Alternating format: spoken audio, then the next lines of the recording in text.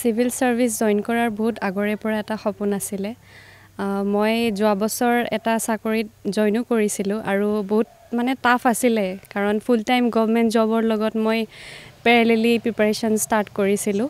কিন্তু সপোন দেখিলে আসলতে অসম্ভৱ একো নহয় এবাৰ যদি জাৰ্নিটো ষ্টাৰ্ট কৰি দিয়া যায় আৰু যিবোৰ অসম্ভৱ যিবোৰ কাৰক থাকে সেইবোৰো আসলতে এটা সময়ত সকলোবোৰ সেইবোৰে সপোনটো বাস্তৱায়িত কৰাত সেইবোৰ আসলতে শেষত সপোনটো বাস্তৱায়িত কৰাত হেল্প কৰে তো মই ভাবোঁ এই ক্ষেত্ৰত মোৰ মা দেউতা আৰু যিখিনি মোৰ আত্মীয় আছে ফ্ৰেণ্ডছ আছে মোৰ অফিচৰ কলিগ সকলোকে মই ধন্যবাদ জ্ঞাপন কৰিব ক্লাছ 7 লৈকে মই শংকৰদেৱত অধ্যয়ন কৰিছিলোঁ চিপাঝাৰ শংকৰদেৱ শিশু নিকেতন তাৰ পাছত মই ক্লাছ 8ৰ পৰা 10লৈ মই চিপাঝাৰ বিজে গাৰ্লছত পঢ়িছোঁ মেট্ৰিক মই তাৰ পৰাই কৰিছোঁ আৰু এইচএছ হায়াৰ ছেকেণ্ডাৰী মই সায়েন্স ষ্ট্ৰীমৰ পৰা কটন কলেজৰ পৰা কৰিছিলোঁ তাৰ পাছত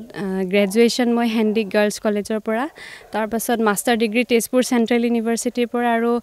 শেহতীয়াকৈ চিপাঝাৰ বিএড কলেজৰ পৰা মই বিএড ডিগ্ৰী লাভ কৰিবলৈ সক্ষম হৈছোঁ 2023 চনত মই প্ৰথম প্ৰিফাৰেন্স এচিএছএ দিছিলোঁ এপিএছ মোৰ সেকেন্ড প্ৰিফাৰেন্স আছিলে কিন্তু ভাবিছিলোঁ কিবা এটা পাম শেষৰ ফালে হ'লেও যতে নহওক কিবা এটা পাম হেতু মই অন্তৰৰ পৰা শিওৰ আছিলোঁ কিন্তু এপিএছ পাই যাম হেতু আসলতে খুব এটা কল্পনাতীত আছিলে মোৰ কাৰণে মই দীপালী বৰঠাকুৰৰ গান ভাল পাওঁ আন শিল্পীসকলকো ভাল পাওঁ কিন্তু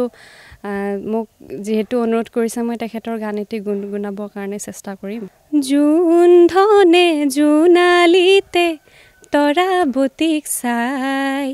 হাতী পতি চিকিমিকি নাচি নাচি যায় জোনে কয় তৰাই মোৰ ফালে চাই ৰূপুৱালী ৰিহা টানি তৰাই ঢাকে গা চকুত লাগিল মোহনি তৰা চকুত লাগিল মোহনি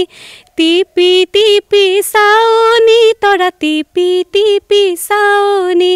জোন ধনৰ বুকুৰ মাজত ললে আহি ঠাই হাতী পতি চিকিমিকি নাচি নাচি যায় এইখিনি পাবলৈ সক্ষম হৈছে তাৰ কাৰণে আচলতে সুখ অনুভৱ কৰিছোঁ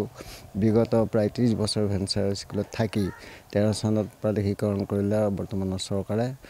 আগৰ চৰকাৰে গতিকে তেখেতসকললৈ ধন্যবাদ থাকিলে আৰু ভৱিষ্যতে তাইৰ এটা উদাহৰণ হৈ আমাৰ বাকীবিলাক ল'ৰা ছোৱালী যি উঠি আহিছে তেওঁলোকেও যাতে এনেকুৱা পদক্ষেপ মানে